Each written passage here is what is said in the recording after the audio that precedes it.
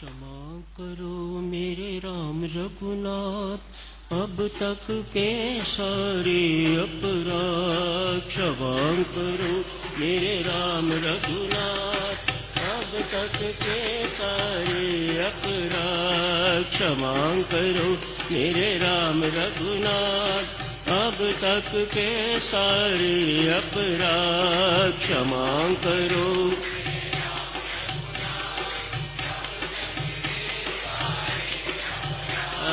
क्षमा करो मेरे राम रघुनाथ, अब तक के सारे अपराध। क्षमा करो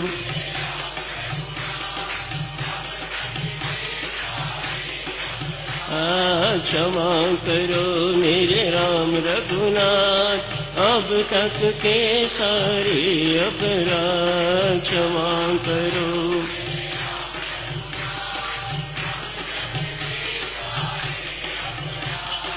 क्षमा करो मेरे राम रघुनाथ, अब तक के सारे अपराध। क्षमा करो मेरे राम रघुनाथ, अब तक के सारे अपराध। क्षमा करो मेरे राम रघुनाथ, अब तक के सारे अपराध। क्षमा करो मेरे राम रघुनाथ, अब तक के सारे अपराध। क्षमा करो मेरे राम रघुनाथ, अब तक के सारे अपराध। आज के प्रसंग और कल के प्रसंग पर दो शब्द कहने से पहले कुछ एक निवेदन है देवियों सज्जनों आप सबकी सेवा में। सर्वप्रथम ये जो आजकल भक्ति प्रकाश से कथा प्रकाश जी का प्रसंग चल रहा है, ये ऐसे ही होना चाहिए जैसे गीता जी का पाठ।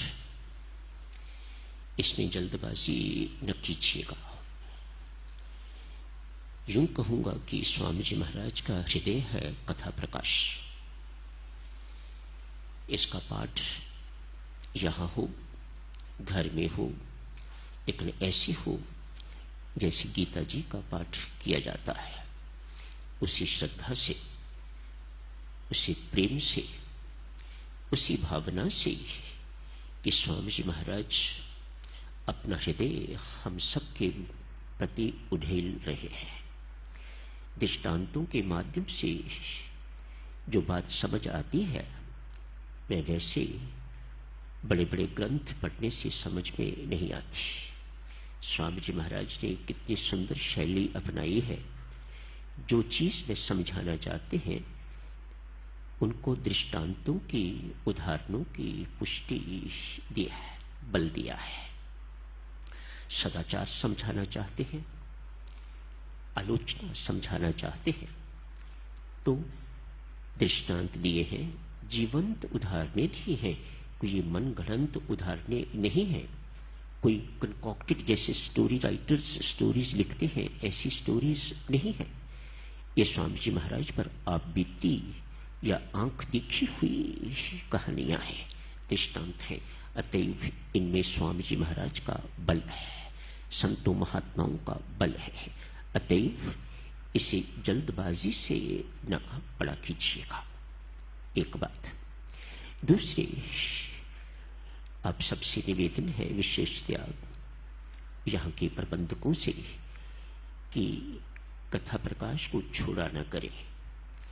जैसे भक्ति प्रकाश का पाठ, पहला पाठ जो सब मिलके गाते हैं, मैं जरूर महसूस करता हूँ गाना सुनना बहुत अच्छा लगता है, सुरताल में पता भी नहीं चलता। लेकिन सीखने की दृष्टि से, अपने जीवन में उतारने की दृष्टि से कथा प्रकाश छोटा नहीं है। अतएव ये एक नियमित अंग बन जाना चाहिए कि इसका पाठ यहाँ पर हो।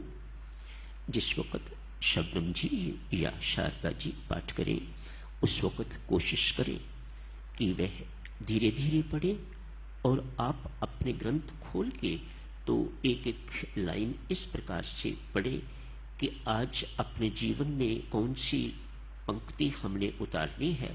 तो देखिएगा देवियों सज्जनों, जीवन कुछ दिनों में दिव्य बन जाएगा। एक प्रार्थना। दूसरा निवेदन, जो साधक मुझे मिलने के लिए सत्संग के बाद रुकते हैं, स्वागत है उनका, रुकें। एक तो जल्दी पहुंचा करें उस द्वार पर, मेरा समय बचेगा। दूसरे, जैसे अर्ज की थी कि अनावश्यक बात के लिए मिलना कोई जरूरी नहीं है। जैसे यहां पर आप बैठे हुए हैं, तनिक मेरी जगह पर भी आप खड़े होकर देखिए तो आपको महसूस हो। यहां आप बैठे हुए हैं, आपने श्री अमृतवाणी जी का पाठ किया है, स्वामी जी महाराज को मत्था टेका है, पुष्य प्रेम जी महाराज को मत्था टेका है, परमेश्वर श्री अधिष्ठान जी को, नाम भगवान जी को आपने मत्था टेका है, अमृतवाणी का पाठ किया है। अभी भक्ति प्रकाश का पाठ भी हुआ है, फिर सुना भी है। आप इसके बाद आपको कुछ करने की जरूरत नहीं। आपको पता है ना, अग्नि से उष्णता प्राप्त करती है तो अग्नि के पास ही जाने की आवश्यकता है, वह आप आ गए। हमारा विश्वास इतना अधूरा है, इतना कच्चा है देवियों सज्जनों, यहां मांगने की जरूरत नहीं। क्यों? अग्नि के पास आके तो कोई उससे उष्णता मांगता नहीं। तनिक सोच के देखो, कॉमन सेंस क्या कहती है, कैसी बातें स्पष्ट करती है।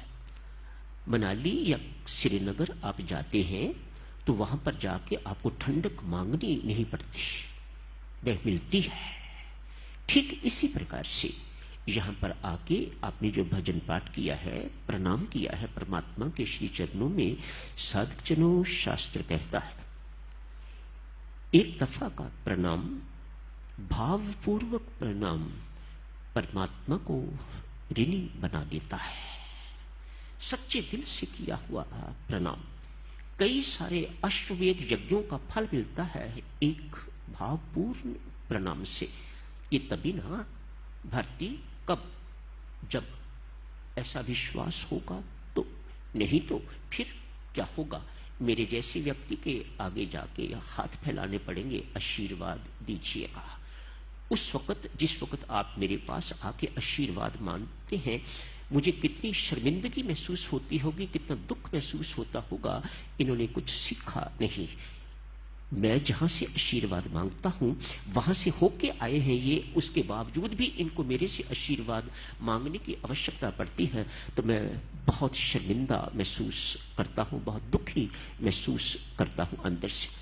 ऊपर से तो हंसता रहता हूं, लेकिन अंदर से मुझे बड़ा दुख महसूस होता है। कैसे सिखाया जाए ऐसे लोगों को, कैसे इनके अंदर विश्वास के टीके लगाए जाएं, ताकि इनके अंदर विश्वास जो है वह सच्चा विश्वास, जीवंत विश्वास जो है वह इनके अंदर उतरे। उस दिन आपसे अर्ज की थी, जो साधक जन्मदिन की बधाई लेना चाहते हैं, आते हैं मेरे पास, आके खड़े ना हो जाया करें सिर्फ। मैं किस किस का जन्मदिन याद रखूं? तनिक मेरे पांव में खड़े होकर देखिएगा आप लोग। आप अपेक्षा रखते हैं कि हमारा जन्मदिन इसे याद होना चाहिए, हमारे पुत्र का जन्मदिन इसे याद होना चाहिए, उसका नाम भी याद होना चाहिए, मेरे पति का नाम भी याद होना चाहिए। मैं किसी को कह नहीं सकता कि दीदी माफ करना, मैं भूल गया आपका क्या नाम है या आपके पति का क्या नाम है। वह इस चीज को बहुत बुरा मानेंगे। बेहतर यही है कि आप आओ तो अपना परिचय दो।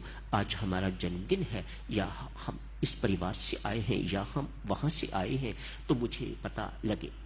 1 मिनट के बाद दूसरा, या 1 मिनट आधा मिनट होता है उसके बाद दूसरा। किसी का रोना सुनता हूं तो उसके बाद उनके साथ मुझे हंसना पड़ता है। क्यों? वह कोई खुशखबरी मुझे सुनाने के लिए आया है। तनिक मेरे पांव में खड़े होकर देखिएगा कितनी कितनी कठिन काम मुझे स्वामी जी महाराज ने सौंपा हुआ है। आज वो युवक दिखाई नहीं दे रहा यहां पर, हो सकता है बाहर बैठा हुआ हो।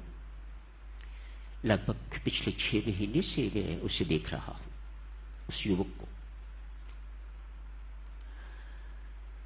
एक पत्र आया था यहां आने से पहले कि मेरी ट्रांसफर दिल्ली हो गई है। तब से आज तक इंतजार कर रहा हूं वे आए, मैं उससे पूछूं, बेटा निवास का क्या प्रबंध किया है, कहाँ रहते हो, भोजन इत्यादि का क्या प्रबंध है, कोई यहां तकलीफ तो नहीं। अभी 1 डेढ़ महीना हुआ है तो उसके घर से पत्र आया, बड़े भाई का विवाह है। होना तो यूं चाहिए था कि वह यहां आता, मेरे पास मुझे मिलता तो मैं विवाह की बात पूछता, लेकिन मुझे घर से पत्र आया है, माता पिता की ओर से पत्र आया है कि नृपेंद्र का विवाह है। नृपेंद्र नायक जो ढोलक बजाता है, भजन गाता है, झाबुआ से, उसके छोटे भाई की बात कर रहा हूं। यदि आज वो यहां बैठा हुआ हो तो मेहरबानी करके मुझे 1 मिनट के लिए मिलता जाए। कितना फख्र महसूस करता हूं ऐसे साधकों पर। देवी और सज्जनों, ये 2 बच्चे हैं झाबुआ से। आज तो मैं युवक कह रहा हूं, पर मैं उस वक्त की बात कर रहा हूं जब ये बच्चे थे। झाबुआ में एक ही साधना सत्संग लगा है, तब की बात है। छोटे बच्चे थे ये। दीक्षा के पहले 1-2 बैचेस होंगे, सो कभी ध्यान भी नहीं किया कौन दीक्षा ले रहे हैं। जो बैठ के सबको दीक्षा जो है वह मिल जाती थी, और फिर कोई 10-15 हो तो मैं चुनूं भी कि आप अभी छोटे हो, बाहर जाओ। जहां हजारों लोग दीक्षा के लिए बैठे हो, वहां ये काम मेरे लिए करना बहुत कठिन हो जाता है। लोग दीक्षा ले जाते हैं। दीक्षा आपने ले ली तो आप साधना सत्संग के अधिकारी हो गए। मुझे कठिनाई उस वक्त आती है, उस वक्त मुझे पता लगता है। एक ही साधना सत्संग झाबुआ में हुआ है, उसके बाद नहीं हुआ। स्कूल में था, अनेक वर्ष पहले की बात है, जब ये बच्चे थे। अब तो ये युवक हैं, एक की शादी हो गई है, दूसरे की होने वाली होगी। इनका नाम साधना सत्संग के लिए नहीं रखा गया। छोटे बच्चे हैं, समझ नहीं पाएंगे। उस वक्त भी ये करताल बहुत अच्छी बजाते थे, गाने का तब पता नहीं था, गाते हैं। माता पिता दोनों सम्मिलित, 4 ही सदस्य परिवार के, माता पिता 2 पुत्र। जब इनको इनकार हो गया, आनंद आए मेरे पास पूछने के लिए। नायक के 2 पुत्र भी आए हुए हैं और वे साधना सत्संग में सम्मिलित होना चाहते हैं। उन्हें दीक्षा ली हुई है, बाहर खड़े हैं। मैंने कहा छोटे बच्चे हैं, इनको अनुमति नहीं दी जा सकती। तो आनंद ने कहा कि वे मिलना चाहते हैं। तो मैं बाहर चला गया। बाहर जाके बच्चों को देखा तो आंखों में आंसू थे। कहने लगे हम 4 ही सदस्य हैं, माता पिता, माँ खाना बनाती है तो हम खाते हैं, माँ भी यहाँ है, पिता भी यहाँ है, हमारे खाने का प्रबंध कर दो तो हम वापस चले जाते हैं, नहीं तो हमें यहीं सम्मिलित होने की इजाजत दी जाए। ये बच्चा वही है जिसकी बात अब से कर रहा हूं। इजाजत, अनुमति दी गई साधना सत्संग अटेंड करने के लिए। बिल्कुल आगे ही मेरे पास 3 दिन के सत्संग में आगे ही बैठते रहे। बहुत सुंदर, जो कुछ भी बजाते थे बहुत सुंदर सुरताल से बजाते थे। ऐसे साधक भी हैं साधकजनों, ऐसे साधकों को मैं चरण न चूमूं तो क्या करूं।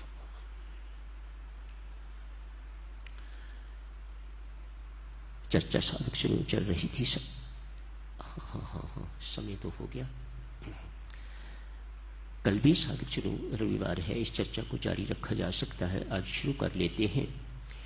समय तो हो गया है, पर आज शनिवार का दिन है, 2-3 मिनट के लिए चर्चा करके तो समाप्त करते हैं। कल इस चर्चा को जारी रखेंगे। सदाचार की चर्चा चल रही थी। आज स्वामी जी महाराज ने आलोचना की चर्चा की है। एक ऐसा उदाहरण लेते हैं जिसमें दोनों का मिश्रण है। सदाचार के लिए याद है, आज स्वामी जी महाराज ने लिखा है, सदाचार यदि स्वर्ग है तो उसकी पहली सीढ़ी आलोचना है। आज शारदा जी ने पढ़ा है स्वामी जी महाराज का लिखा हुआ। सोचे सदाचार क्या है। बिन सदाचार के आपकी भक्ति कभी फलवती नहीं हो सकेगी, कभी सफल नहीं हो सकेगी। अतएव शास्त्र के अनुसार सत्य तो ये बनता है, हमारे जीवन में पहले सदाचार आए, उसके बाद हम भक्ति में प्रवेश करें। लेकिन भक्ति मां है, अतएव अनाचारी को भी अपने हृदय में स्थान दिए बिना रह नहीं सकती। सदाचारी है, अनाचारी है, दुराचारी है, सबके सब भक्ति के अधिकारी है। लेकिन इसका अर्थ ये नहीं कि दुराचार करते हुए आपको भक्ति शांति देगी या परमानंद देगी, भूल जाइएगा। जन्म जन्मांतर लगे रहोगे। भक्ति प्यारी तो है, मीठी तो है, लेकिन कच्ची नहीं है। जैसे परमात्मा पक्का अपने असूलों का, ऐसे ही भक्ति भी अपने असूलों की बड़ी पक्की है। टस से मस नहीं होती। आप मेरे पास आओ, मैं आपको साफ सुथरा बनाने के लिए तैयार हूं। आपको परमात्मा की गोद में बिठाने के योग्य बना दूंगी। लेकिन गंदे मंदे को मैं अपने पति परमेश्वर को सौंप नहीं सकती। आपको सदाचारी बनने के लिए, आपको पवित्र बनने के लिए सहयोग देना ही होगा। पुरुषार्थ आपका, कृपा परमात्मा की कृपा मेरी।